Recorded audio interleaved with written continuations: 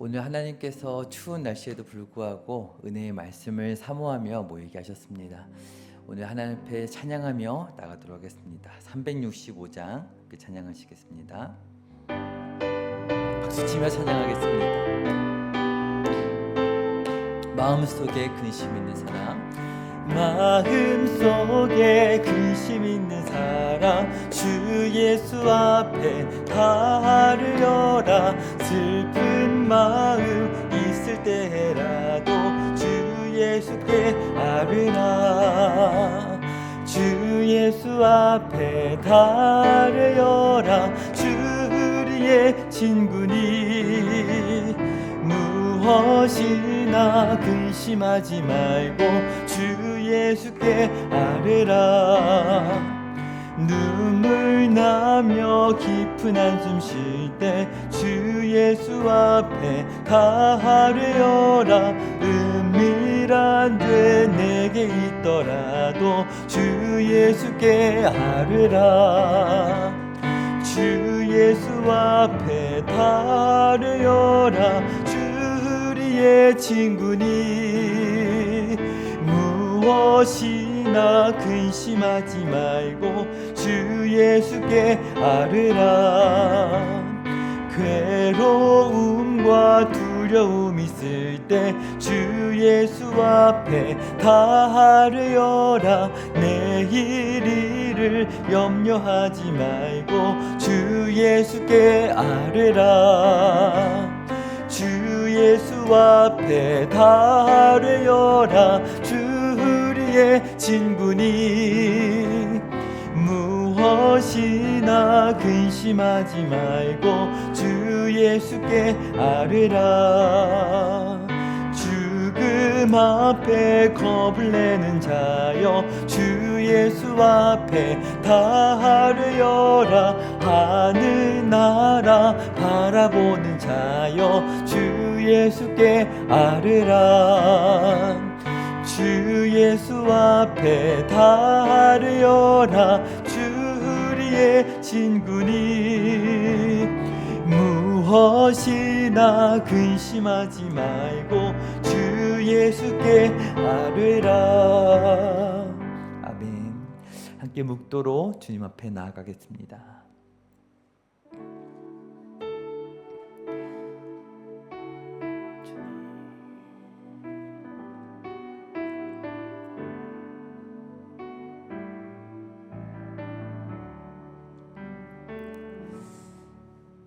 사랑이 많으신 주님, 오늘 주님의 그 온유하고 겸손하신 그 성품 안에 우리의 인생이 오늘 하루하루가 지나가고 있습니다.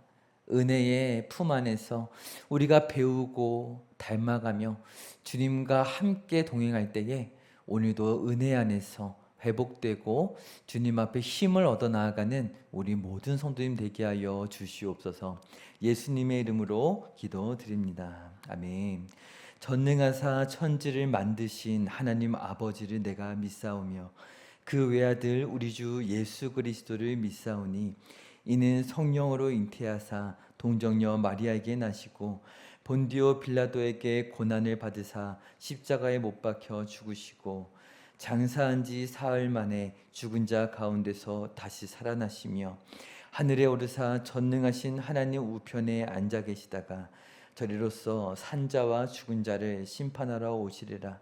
성령을 믿사오며 거룩한 공예와 성도가 서로 교통하는 것과 죄를 사하여 주시는 것과 몸이 다시 사는 것과 영원히 사는 것을 믿사옵나이다. 아멘. 369장 한 번 더 찬양하겠습니다.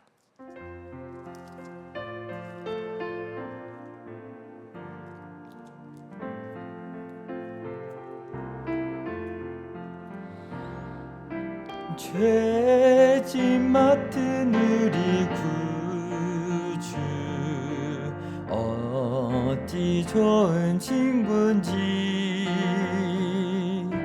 걱정 근심 무거운 짐 우리 주께 맡기세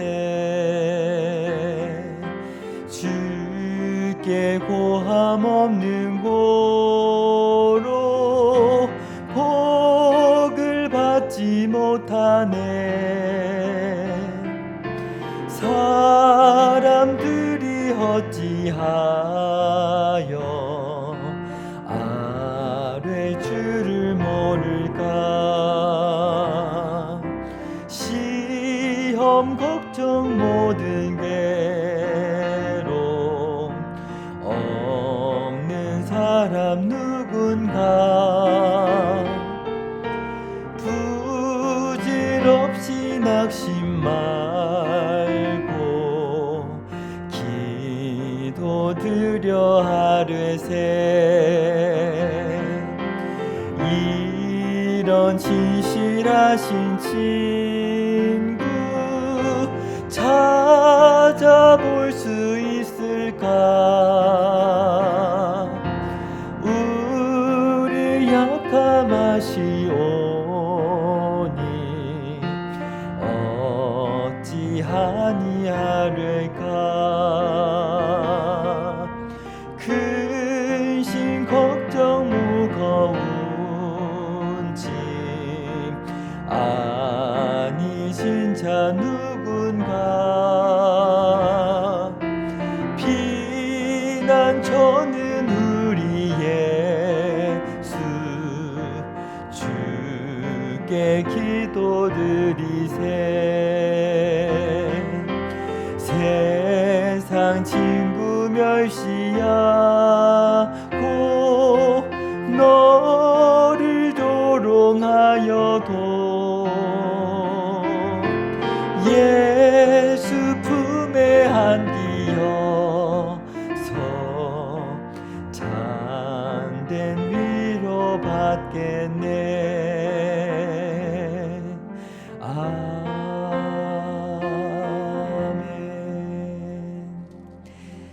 네, 오늘 함께 은혜를 나누실 말씀은 마태복음 11장 28절부터 30절 말씀입니다.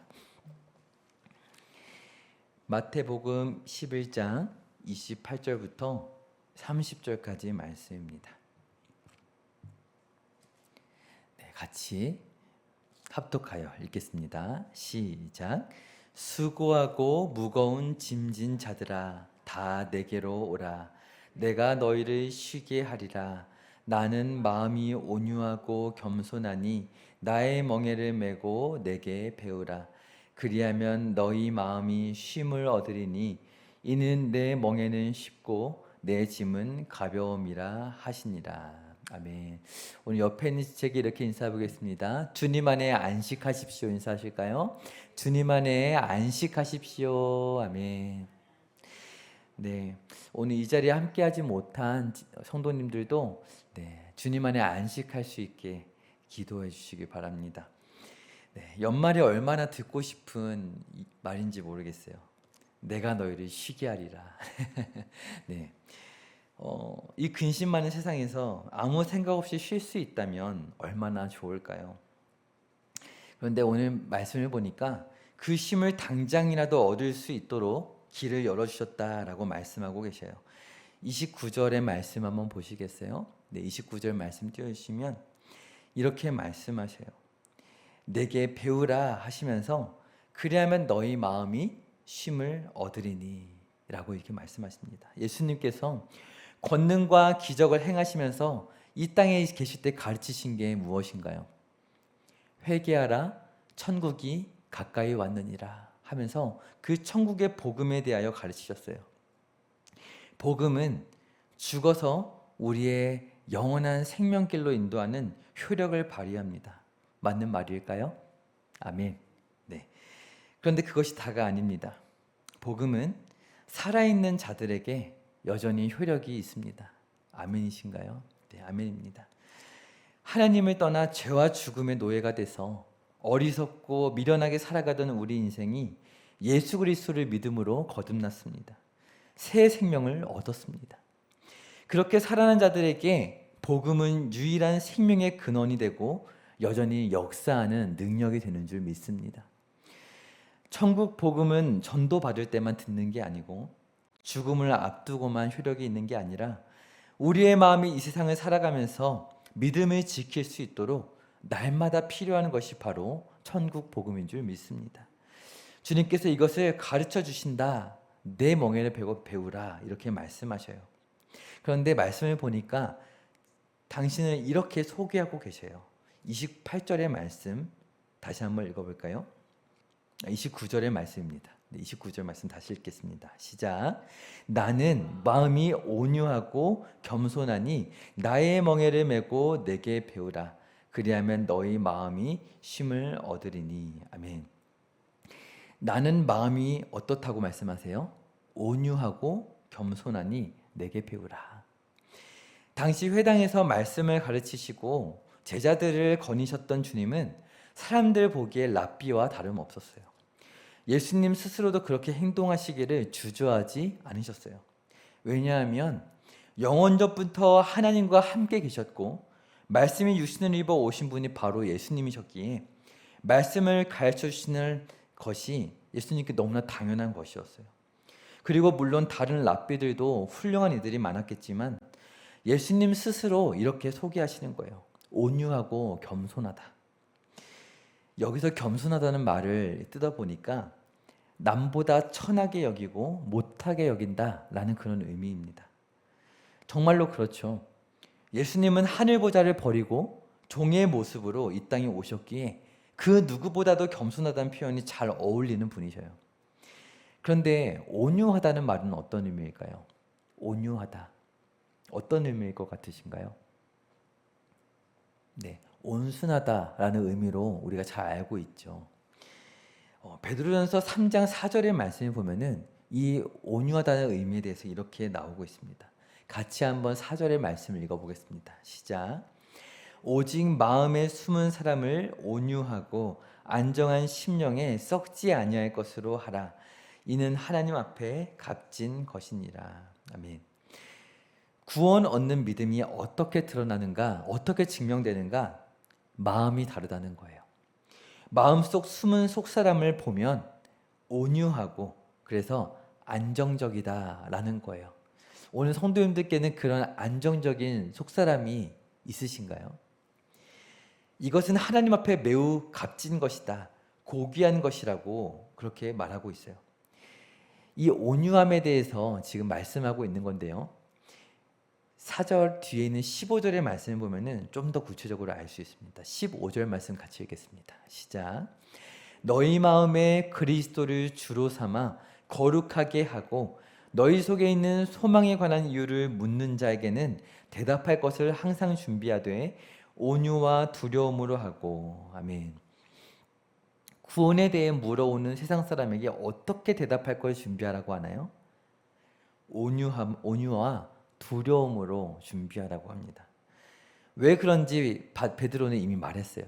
15절에 그 답이 나와 있습니다. 왜 온유함과 두려움으로 해야 할까요? 방금 읽은 말씀을 보니까 너희 마음에 누구를 주로 삼으라고 했나요? 그리스도를 주로 삼으라고 했어요.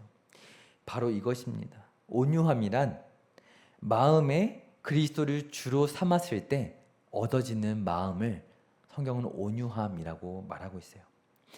사실 이 온유함이라는 말은 이 헬라 문화 속에 살아가던 이 땅의 사람들에게 너무나 익숙한 표현이었어요. 왜냐하면 300년 전에 BC 330년경에 아리스토텔레스라는 유명한 철학자가 있었어요. 그 땅에 그 아리스토텔레스라는 철학자가 프라우스라는 말을 썼는데 이게 온유함이라는 단어였어요. 이게 어떤 의미였냐면 힘이 없고 온순하다는 의미가 아니라 힘을 가지고 있으나 적절하게 통제되고 길들여진 상태를 의미하는 말이 이 온유함이라는 단어였어요. 주님께서는 이 온유함에 대해 말씀하실 때 그런 의미를 담아서 사용하신 거예요. 고대 그리스에서 이 단어를 야생마가 훈련되어서 주인의 고삐에 그때그때 반응하는 상태를 묘사할 때 사용하기도 했다고 합니다. 그러므로 온유함이란 구원을 얻는 믿음을 가장 잘 나타내는 표현 중에 하나라고 할 수 있어요. 왜 그럴까요? 자신을 낮추셨던 겸손하신 예수님은 온유하시죠. 한없이 낮아지셨지만 그 목적이 분명합니다. 회개하라, 하나님 나라가 가까이 왔느니라 선포하시기 위하여 일부러 낮아지신 거예요. 그래서 온유함은 순하기만 하는 것이 아니라 믿음의 야성을 보여주는 것이 바로 온유함인 것이죠. 혹시 이 천장난방을 좀 줄여주시겠어요? 너무 바람이 강해서 힘드신 것 같아요. 온유함은 어떻다고요? 네, 순한 것이 아니라 믿음의 야성을 보여주는 것이 바로 온유함이라는 것입니다. 그래서 히브리서는요, 그러한 믿음에 대하여 이렇게 고백하고 있습니다. 네, 히브리서 11장 32절의 말씀을 한번 보여주시면 감사하겠습니다. 네, 같이 말씀 뜨면 읽어보도록 하겠습니다. 히브리서 11장 32절 말씀. 네, 자리로 옮기셔도 괜찮습니다.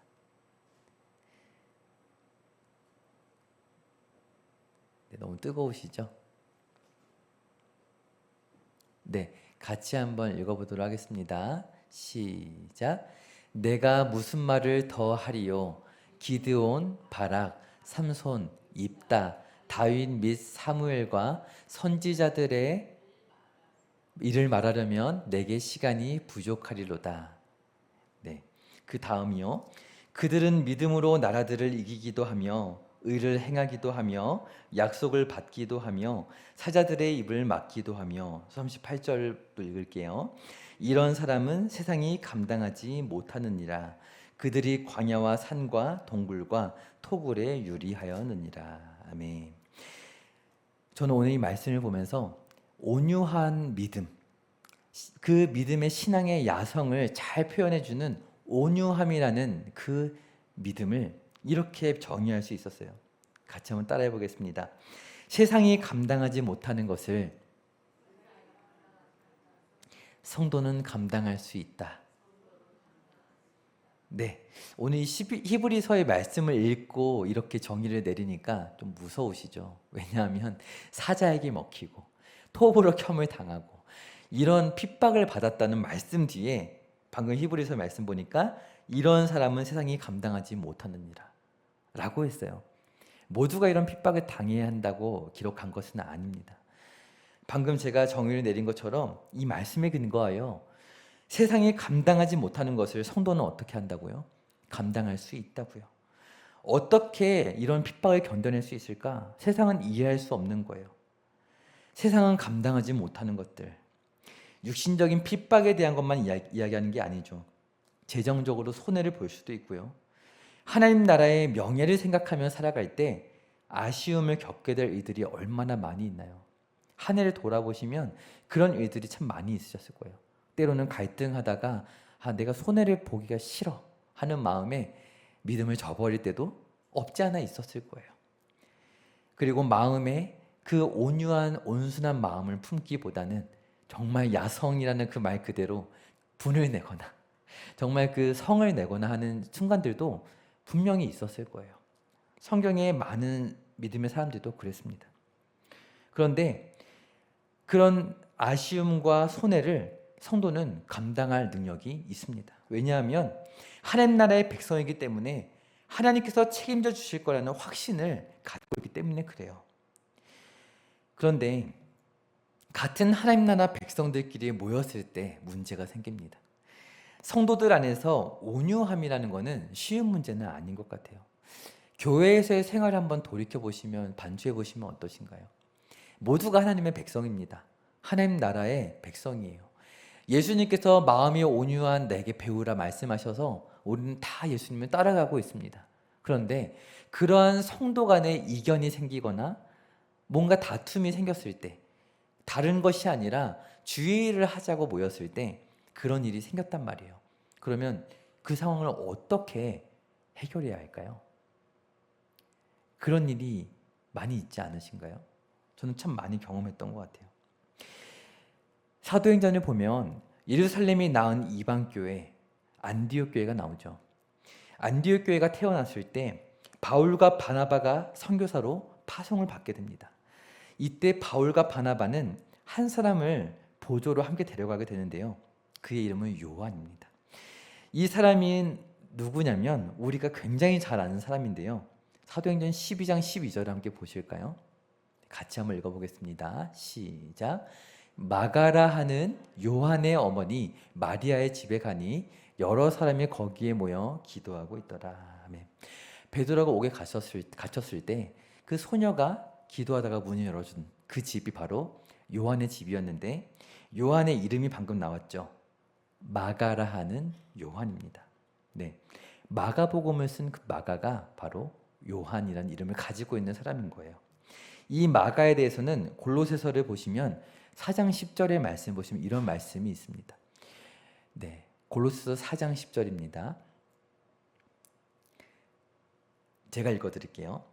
나와 함께 갇힌 아리스다고와 바나바의 생질 마가와 라고 골로새서에 이렇게 기록되어 있어요. 마가는요 바나바의 사촌이었어요. 가족이라는 표현이 지금 생질이라고 나와 있죠. 이 마가라는 이름은 로마식 이름이고 유대인의 본명은 사실 요한입니다. 그러니까 이름이 두 개인데 유대인의 본명은 요한이에요. 사도행전 말씀에서 요한이라고 등장하는 것이 바로 이런 이유인 것이죠. 안디옥 교회에서 교회가 세워지는 가운데 잘 훈련받았던 이 마가가 이제는 안디옥을 떠나서 선교 여행을 떠나는 바울 바나바 일행의 수행원으로서 함께 따라가게 된 거예요. 안디옥을 떠나서 이 일행이 구브로라는 섬으로 이제 향하게 됩니다. 이것이 우리가 알고 있는 그 1차 선교 여행의 첫 번째 목적지가 돼요. 이때 전도여행을 시작을 하는데 이제 그 구브로 섬을 지나서 밤빌리아라는 지역을 거쳐 대륙으로 들어가기 위한 여정길에 있었어요. 그런데 사도행전 13장을 보면은 굉장히 주목할 만한 일이 일어납니다. 13장 13절을 보시겠어요? 사도행전 13장 13절입니다. 네, 제가 읽어드릴게요. 바울과 및 동행하는 사람들이 바보에서 배 타고 밤빌리아에 있는 버가에 이르니 요한은 그들에게서 떠나 예루살렘으로 돌아가고. 지금 요한이 같이 가기로 했다고 나와 있나요? 아니죠. 예루살렘으로 돌아갑니다. 지금 출발했던 곳이 어디였나요? 안디옥 교회였어요. 근데 훨씬 멀고 먼 예루살렘 교회로 도망을 가는 거예요. 요한이요. 마가는 개인적인 문제로 인해서 이탈합니다. 사도행전 이 말씀을 보면은 이제 파노라마를 할 때는 너무 지엽적인 내용이라 다룰 수가 없어서 다루지 못했지만 성경에 설명이 없어요. 왜 이 요한이 이 바울과 바나바의 일행을 떠났는지에 대한 설명이 나와 있지 않습니다. 잘잘못에 대한 이런 방구가 없어요. 그런데 그 혼자 이탈해서 예루살렘으로 돌아오게 됩니다. 이 사건은요, 이제 사도행전 15장을 보면은 큰 사건으로 연결되는데 사도행전 15장 36절로 한번 가볼까요? 성경에 있으시다면 한번 찾아보셔도 좋을 것 같아요. 사도행전 15장 36절의 말씀에 보면 이렇게 돼 있어요.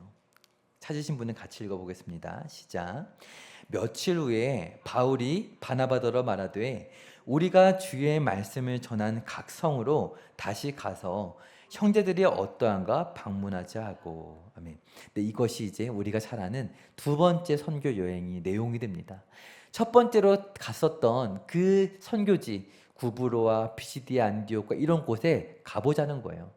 왜냐하면 바울은 굉장히 전략적이고 굉장히 양육하고 세우는 것에 관심이 많았기 때문에 한 번 갔다 왔다고 만족이 안 되는 것이죠. 또 가보고 또 가보면서 그들을 돌아보길 원했던 거예요. 마음의 열망이 있었던 것이죠. 그런데 이때 문제가 생깁니다. 38절의 말씀을 한번 볼까요? 바나바가 마가를 데리고 가자라고 이제 바울에게 말을 하게 되는데 바울이 이렇게 반응합니다. 밤빌리아에서 자기들을 떠나 함께 일하러 가지 아니한 자를 데리고 가는 것이 옳지 않다라고 못을 탁 박아버려요. 바나바의 마음이 어땠을까요? 저는 바나바의 가족이었다는 말을 보고 굉장히 속이 상했겠다. 물론 잘잘못을 따지는 상황에서 뭐 이렇다 저렇다 얘기할 수 있겠지만 또 가족이면 어때요? 마음이 상하겠죠. 잘못했어도요. 바울이 옳지 않다고 말합니다. 그리고 39절 40절의 말씀을 좀 부담스럽지만 읽어보겠습니다. 시작. 서로 심히 다투어 피차 갈라서니 바나바는 마가를 데리고 배 타고 구브로로 가고 바울은 실라를 택한 후에 형제들에게 주의 은혜에 부탁함을 받고 떠나. 아멘. 주의 은혜에 부탁함을 받고 떠나는 광경이 어떤가요? 심히 다투고 갈라서는 순간을 오늘 사도행전은 기록하고 있습니다. 이 말씀은요, 두고두고 종교개혁이 일어나고 또 교회가 이제 세워지는 중세를 지나서 오늘날까지도 귀감이 되는 말씀으로 남아 있습니다.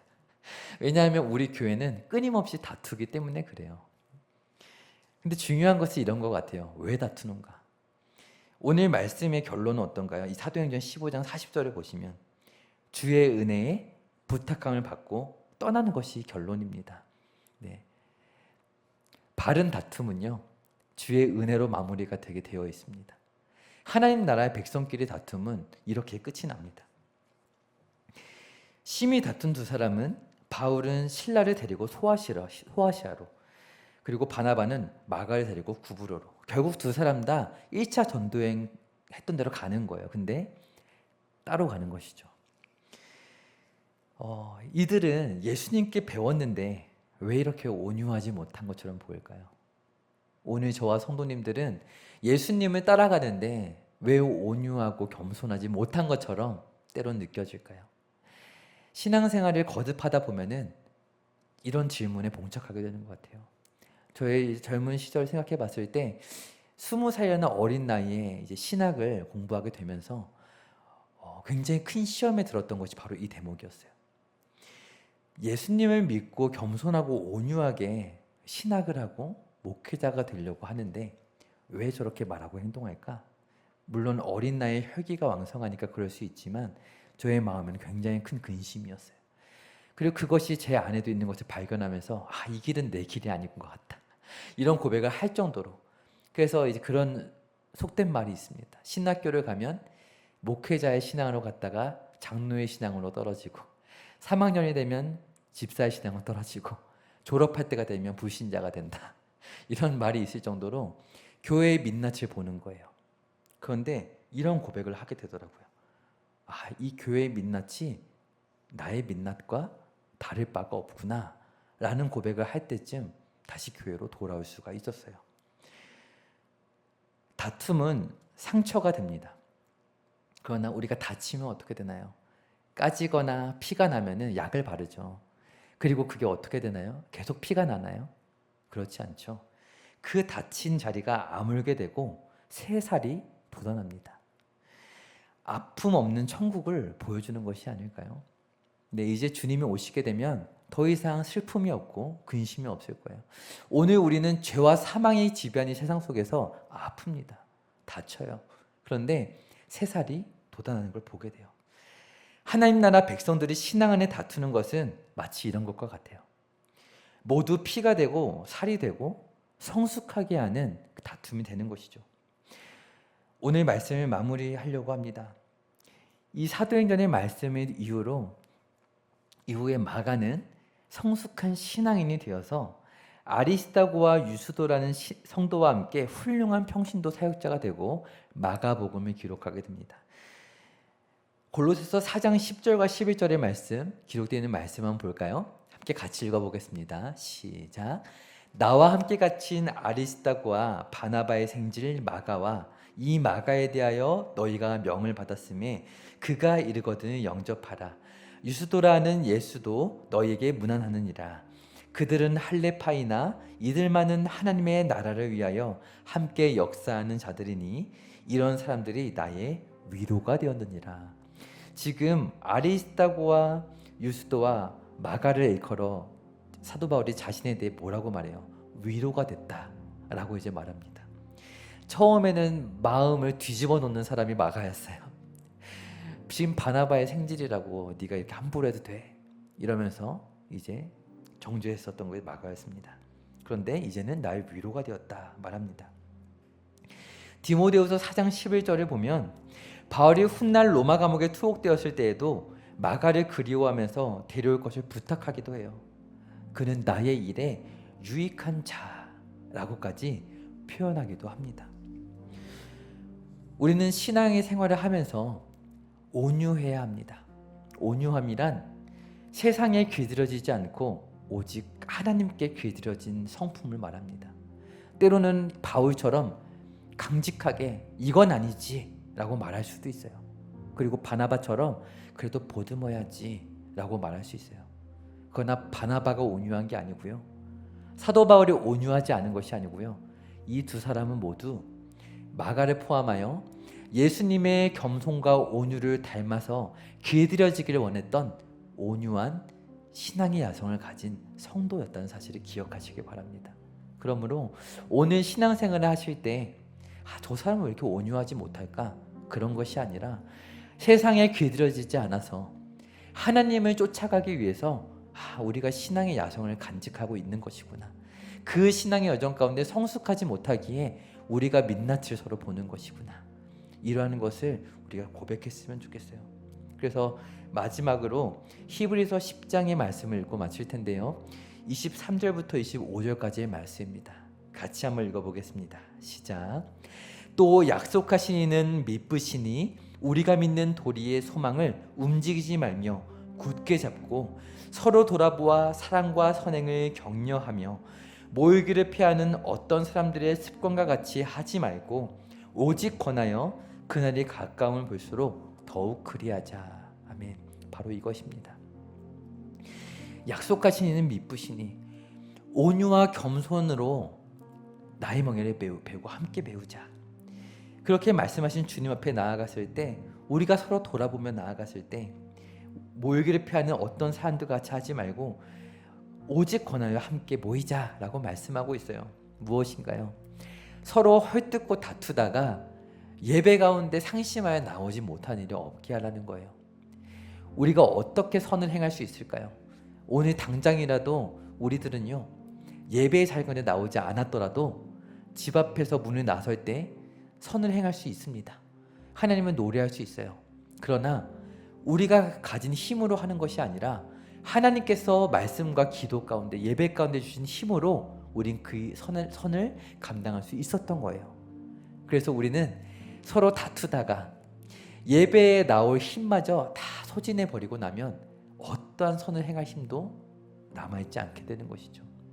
그러므로 우리는 선을 행할 수 있는 그 힘이 남아있다 할지라도 내가 예배의 자리에 나가기 위한 힘을 남겨둬야겠다. 지금 이 내가 가지고 있는 힘으로 한 번 더 말씀 읽고 한 번 더 기도하고 한 번 더 모이기를 힘써야겠다. 그래서 정말 그 주님을 온전히 닮은 그날까지 다투더라도 그렇게 모이기를 힘써야겠다. 이런 다짐을 하며 나아가시는 복된 성도님들이 되시기를, 온유한 성도님 되시기를 주님의 이름으로 축복합니다. 오늘 이 찬양이 좀 생소하실지 모르겠는데요, 성도의 노래라는 찬양 함께 고백하시면서 기도하였으면 좋겠습니다. 오늘 우리가 이 일들을 감당합니다. 고백합니다. 환난, 가난과 고난, 수고로움 속에도 성도는 그 믿음을 지켰네. 주를 섬기는 일에 자신을 다 드리며 진리의 말씀과 성령으로 그 길을 걸었네. 그리스도 안에서 새롭게 하시고 그리스도로 인하여 자유케 되었네. 우리는 무명하나 유명한 자요, 죽음의 위기 속에도 참 생명 가졌고 근심 하나 기뻐하며 가난 하나 다른 일을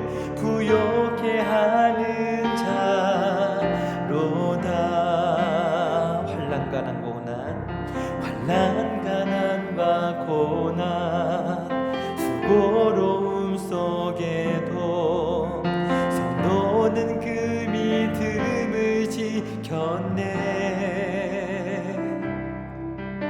주를 섬기는 일에 자신을 다 드리며 진리의 말씀과 성령으로 그 길을 걸었네. 그리스도 안에서 새롭게 하시고 그리스도로 인하여 자유케 되었네. 우리는 무명하나 유명한 자요, 죽음의 위기 속에도 참 생명 가졌고 근심 하나 기뻐하며 가난하나 다른 이를 부욕해 하는 자로 우리는 무명하나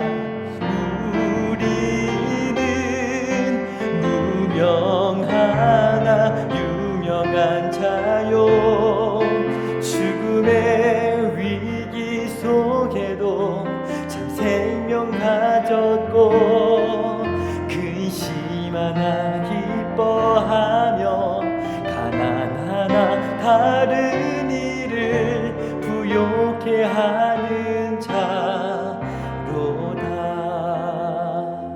아멘. 시간하게 기도합시다. 기도하실 때 주님, 오늘 죽음을 이겨낼 수 있는 힘은 우리에게 없지만 그러나 주님은 미쁘시고 의로우사 오늘 우리가 주님의 그 겸손하고 온유함을 따라 나아갈 때에 오늘 하나님 나라에 속하여 그 하나님의 영원한 생명을 날마다 공급받을 수 있도록 우리를 세상에서 억압 가운데만 살아가지 아니하도록 우리를 지키시는 줄 믿습니다. 때로는 손해볼 수 있고 때로는 마음에 분이 날 수도 있지만 그러나 그래서 때로는 다툴 수도 있지만 우리가 정말 주님을 끝까지 바라볼 때에 그 온유한 야성을 우리 안에 세워가도록 이끄시는 주님, 그 주님을 바라보니 우리를 끝까지 이끌어 주시옵소서. 우리 주님 부르짖고 함께 기도하며 나가겠습니다. 주여, 주님 그렇습니다. 오늘 미쁘신 주님께서 끝까지 그 주의 통치를 인하여 우리가 세상에 기들어지지 아니하고 오직 주의 말씀을 따라 기들어질 수 있도록 우리가 하나님의 말씀을 끝까지 지키며 나아갈 수 있도록 우리를 온유하고 겸손하게 하실 때에 주님, 우리의 마음에 어떠한 분냄과 다툼도 주님, 때로는 우리 가운데 연약함이 보일 때가 있지만 실족하지 아니하고 그럴 수 있다는 그 사실을 우리가 날마다 고백하며 정지하지 않기를 원합니다. 우리 자신뿐만 아니라 다른 이들도 때로는 우리의 마음과 다르고 때로는 부딪힐 때가 있지만 그들에게 성내며 정죄하며 그들과 갈라서지 않기를 원합니다. 주님, 마침내 마가를 품고 그를 유익하다 말하였던 바울과 같이 우리 또한 우리가 다투고 우리의 마음과 부딪힌 자들이 있더라도 그들이 끝내 나에게 유익했다, 오늘 그들이 나와 함께 성숙했다, 나 마침내 고백할 수 있는 그런 우리 성숙한 성도로 설 수 있도록 저와 우리 모든 성도님들 가운데 은혜를 더하여 주시옵소서. 하나님 아버지, 은혜를 감사합니다. 오늘 우리의 삶에 때로는 많은 부딪힘들이 있을 수 있고 연약한 들로 인하여 어떻게 신앙을 가지고 이렇게 할 수 있을까? 오늘 우리의 신앙의 여정이 이처럼 교회에서의 민낯들로만 보았을 때 참 괴롭고 참 힘들다, 이렇게 생각될지 모르겠습니다. 그러나 그것은 우리가 정말 이 세상에 길들여진 성내는 마음, 온유하지 못하고 온순하지 못한 마음 때문임을 고백합니다. 주님, 정말 우리 안에 있어야 되는 마음은 정말 주님의 그 온유한 야성, 그 믿음이 있어서 오직 하나님께만 길들여진 마음이 있어서 때로는 판단하고 분별하되 품을 줄도 아는 그런 마음, 성도들과 부딪혔을 때에도 끝까지 사랑으로 용납할 수 있는 그런 마음이 우리 안에 있게 하여 주시옵소서. 혹시 우리의 마음 가운데 한 해를 돌아볼 때 마음이 힘들거나 시험에 들어있는 성도들이 있습니까? 그 마음을 주님께서 위로해 주시고 끝내 사도 바울의 마음을 회복하셔서 마가를 품게 하셨던 것처럼 주님께서는 우리의 마음이 하나 되게 하시고 모이기를 힘쓰며 주 오실 길을 예비하는 아름다운 주의 백성 성도 되게 하여 주시옵소서. 그렇게 이끄실 주님만을 간절히 바라고 의지하며 예수님의 이름으로 기도드립니다. 아멘. 하늘에 계신 우리 아버지여, 이름이 거룩히 여김을 받으시오며 나라가 임하시오며 뜻이 하늘에서 이루어진 것 같이 땅에서도 이루어지이다. 오늘 우리에게 일용할 양식을 주시옵고 우리가 우리에게 죄 지은 자를 사하여 준 것 같이 우리 죄를 사하여 주시옵고 우리를 시험에 들게 하지 마시옵고 다만 악에서 구하시옵소서.